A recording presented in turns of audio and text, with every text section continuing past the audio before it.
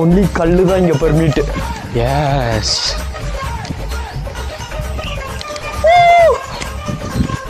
நானும் கத்துவேன்ல. ஏன்டா கத்துற? அவங்க கத்துறாங்க.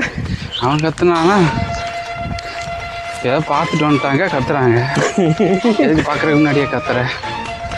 அட்வென்ச்சரில் செம்மண்ணா. ஏன்னா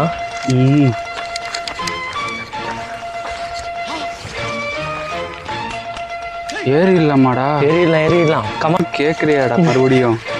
எதுக்குடா வாய்ஸ் ரெக்கார்ட் ஆகுதுனாடா? அப்படியே இதை பிடிச்சிக்கோ விடுங்க.